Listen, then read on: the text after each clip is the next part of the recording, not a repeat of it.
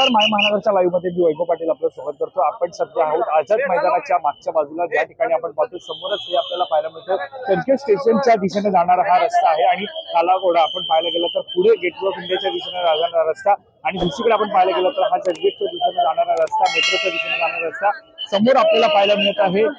महापालिकेची इमारत आपल्याला समोर पाहायला मिळत आहे आणि अगदी महापालिकेच्या इमारतीच्या समोर आपण पाहतो या ठिकाणी महापालिकेचा ही समोर आपल्याला पाहायला मिळते की म्हणजे मुंबई उच्च न्यायालय महापालिकेची इमारत आहे आणि त्याच्यासमोर ग्राउंड मध्ये जे मराठा आंदोलक बसले होते त्यानंतर या ठिकाणी साधारणतः पाहतो या ठिकाणी अन्न जे त्यांचं बनवण्यासाठी जे ते पूर्ण जागा जी ठेवण्यात आली होती। मात्र आता पोलिसांकडून आपण पाहतोय जो रस्ता बंद होता तो रस्ता जो तो ओपन करण्यात आलेला आहे, आंदोलकांना आव्हान करण्यात आलेलं आहे। साधारणतः आपण पाहतोय जो रस्ता होता तो बंद होता तो आता हळूहळू आपण पाहतोय सुरू करण्यास आपण पाहायला गेलं तर सुरू आहे। आज साधारणतः मराठा आंदोलना विरोधामधली सुनावणी जी ती सर्वोच्च न्यायालयामध्ये पार पडली मराठा आंदोलनाच्या पार्श्वभूमीवरती। यावेळेला पाहायला गेलं तर आज किंवा उद्या दुपारपर्यंत मराठा आंदोलकांनी मुंबई मोकळी करावी असे आदेश येथे देण्यात आलेले आहे।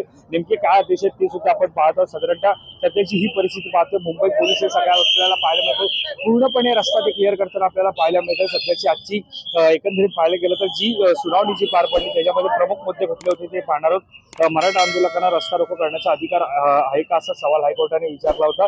रोड साफ करणार का, रस्ता सोडून आंदोलन करणार का, नियमांचे पालन करणार का, या प्रश्नांची उत्तर कोर्टाने आंदोलकांच्या वकिलांना विचारलं। कारण आज आंदोलकांचे वकील आणि एकंदरीत पूर्णपणे या याचिका जी आहे ती आंदोलनाच्या विरोधामध्ये दाखल करण्यात आली होती आणि त्या पार्श्वभूमीवरती दोन्ही वकील आहेत ते आज युक्तिवाद त्यांच्यामध्ये झाला।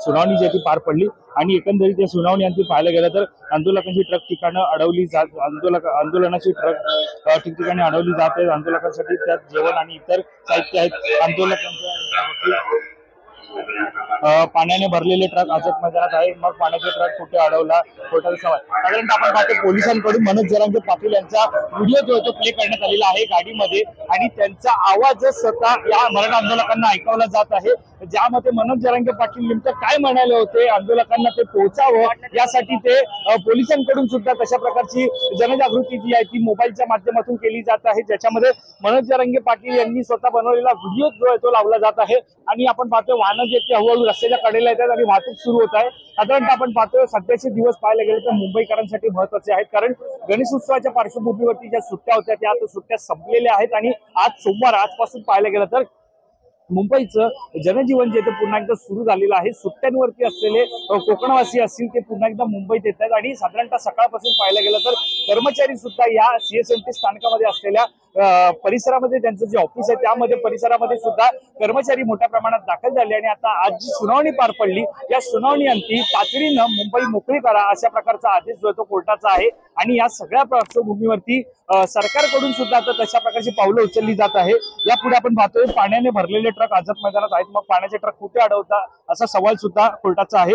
यासोबतच गणेश उत्सवात मुंबईची कोणती व्हायला नको असं सुद्धा कोर्टाने म्हटलंय। मुंबईतले रस्ते मोकळे करा, आंदोलकांना रस्त्यावरून हटवा असं सुद्धा कोर्टाचं आदेश आहेत। यासोबतच मुंबईतल्या ज्या ज्या ठिकाणी रस्ते अडवण्यात आले आहेत, रस्ते ब्लॉक करण्यात आले आहेत त्या सर्व ठिकाणाहून आंदोलकांना उद्यापर्यंत हटवा असं सुद्धा कोर्टाने म्हटलेलं आहे। उद्या संध्याकाळी 4 पर्यंत ही कारवाई करा असं सुद्धा कोर्टाचं म्हणणं आहे। मुंबईत अजूनही बाहेरून आंदोलक लाखोच्या संख्येनं येत असतील तर अशा सर्व आंदोलकांना मुंबईच्या वेशीवरती थांबवा असं सुद्धा कोर्टाचे आदेश आहेत। यासोबतच मराठा आंदोलनाविरोधात आजची सुनावणी जी ती पूर्ण झालेली असून उद्या पुन्हा एकदा दुपारी 3 वाजताच्या सुमारास ही सुनावणी जी ती पार पडणार आहे। आता साधारणतः आपण पाहतोय मुंबई पोलिसांनी आझाद मैदानाच्या मागच्या बाजूला जी वाहतूक होती ती सुरळीत केलेली आहे। मराठा आंदोलकांना मनोज जरांगे पाटील यांनी जे काल आदेश दिले होते ते पोलिसांनी स्वतः ऐकवलेले आहेत, ते म्हणजे मुंबईतील रस्त्याला जे मराठा आंदोलक आहेत त्यांनी दिलेल्या ठिकाणी जावं, रस्ता अडवू नये, मुंबईकरांचं जनजीवन आहे ते विस्कळीत होऊ देऊ नका।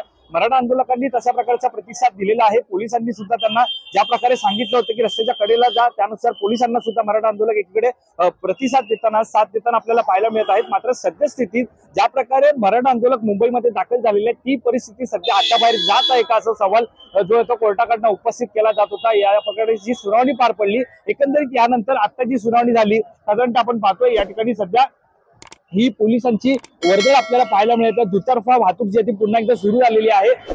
ज्या रस्त्यावरती दोन्ही बाजूने ट्रक उभे होते ते ट्रक सध्या आंदोलकांनी दुसऱ्या ठिकाणी हलवलेले आहेत। ज्या प्रकारे मनोज जरांगे पाटील यांचा आदेश होता, कोर्टाचा आदेश होता, त्याचं पालन करून आंदोलकांनी असेल त्यांचे मार्ग जे ते मोकळा केलेले। मात्र आता या सगळ्यानंतर आता एकंदरीत कोर्टाचे आदेश काय होते, मनोज जरांगे पाटील नेमकं काय म्हणाले हे सुद्धा आपण या व्हिडिओच्या माध्यमातून पाहतोय। आता सद्यस्थितीत आपण जर पाहायला गेलं तर दुतर्फा वाहतूक आता आपल्याला सुरू झाल्याचं पाहायला मिळत आहे। रस्ते मोकळे झालेले आहेत। पोलीस सध्या आंदोलकांना रस्ते अडवू नका, रस्त्यांवरती वाहतुकाची पूर्णपणे सोडा अशा प्रकारचे आदेश देत आहे। त्यामुळे दोन्ही बाजूने आपण पाहतोय रस्ते सुरू झालेले आहेत। सद्यस्थितीत आपण पाहतोय वाहतूक कोणती जी झालेली होती रस्त्यांच्या मध्ये ट्रक असल्यामुळे ती आता कुठेतरी मोकळी होताना पाहायला मिळत आहे। त्यामुळे निश्चितच आता उद्या दुपारपर्यंत मराठा आंदोलन साधारणतः सरकारकडून मराठा आंदोलनाच्या पार्श्वभूमीवरती काय निर्णय होणार, कोर्टाच्या म्हणण्यानुसार उद्या दुपारी 3 वाजेपर्यंत मराठा आंदोलक आपले रस्ते मुळात मध्ये मुंबई मोकळी करणार का हे पाहणं महत्वाचं ठरणार आहे। दरम्यान या सगळ्यावरती आपलं लक्ष असणार आहे। या संदर्भातली अधिकची माहिती जाणून घेण्यासाठी तुम्ही माय महानगर लाईव्हला सबस्क्राईब करायला विसरू नका। कॅमेरा पर्सन अवधेश कोरीसर, मी वैभव पाटील, मुंबई।